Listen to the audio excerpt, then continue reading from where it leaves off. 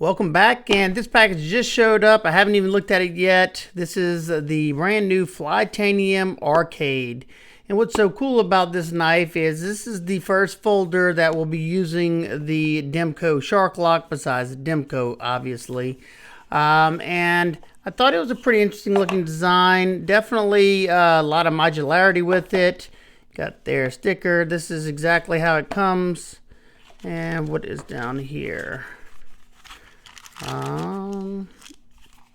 Put this over here. So it looks like you get an extra set of, this one is black G10 inlays.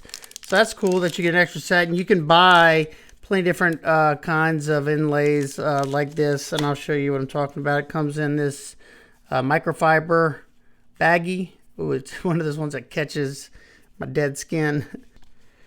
So here's the knife. I went with the gunmetal aluminum, and I think I went with the green canvas micarta inlay. So this is the inlay I'm talking about. It comes also with extra set, or mine did at least, with this black G10 one, and you can get plenty of different colors, and they're gonna, that's the whole idea with Flytanium, is their customization place. So you have the shark lock. Comes with a deep carry pocket clip. It's not inset, and it's kind of understandable because it had to be inset into this thinner piece of material right here. But at least they inset the screws. Clip looks pretty high. We'll see how that is. You got enough ramp, it looks like. And let's check out first flip was pretty good. Now I've found with the shark lock, they tend to break in nicely. Hopefully they're not using those same T90 bearings that the Demko 8020.5 comes with. So my particular one has a stone washed blade. Blade steel on this is S35VN. Gold anodized. Thumb studs on this one, which you can also change these out. These are the same as the Benchmade thumb studs that they sell. It feels pretty, pretty balanced. You have the Flytanium Fly logo on this side and Flytanium written there. Smooth. Yeah, feels pretty good. Let's see. Lock up. It's got a little bit of side to side. I mean, that's pretty normal there. Absolutely no up and down. Initial feeling in hand. Feels like it's gonna be pretty good. The only thing I'm concerned with is this hard line right here. I don't know if you can see that. It's a pretty crisp, hard line right there. And it's kind of sharp. Not sharp, but it may not become an issue. The shark lock stays out of the way of my thumb whenever I'm in the saber grip. I go around it, and then in the hammer grip, of course, it's out of the way. Same fine jimping. Yeah, see, definitely just breaking in because I can pull the shark lock back, and I got to give it a little shove forward before it starts to fall down. Pretty wide in this dimension because that's for the shark lock, I'm sure. It's smooth. Definitely gonna have to break in some.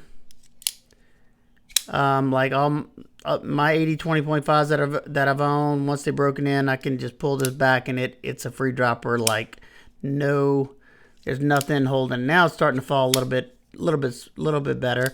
Yeah, I noticed, okay, if I don't put my fingers up here and I'm holding back here, so I'm not pitching this at all, you got a pretty free action. Let's check that centering. Mine came, looks like it's perfect. It might be off to the left a hair. I don't know, my eyes are terrible, but I may be able to tighten that out. And on the inlays, and I'm sure they did this for customization reasons, it's not a flush fit. It sits up a little bit. I mean, not by much. I don't know if you can even see that. It wants to focus on everything behind me. I mean, not crazy or anything, but that probably makes it easier for them to make these aftermarket. I mean, make these different ones.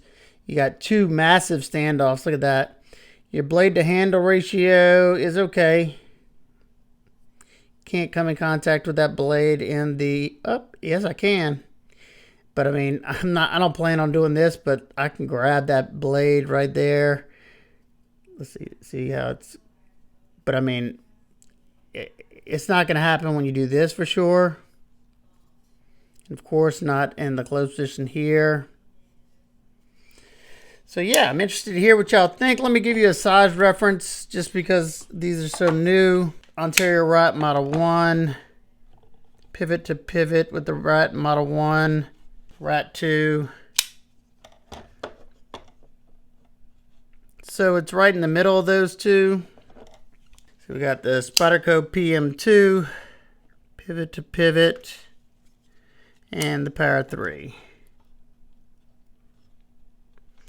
So once again, it's right in the middle of those two. So excellent size range. I think that's perfect for EDC, at least for me.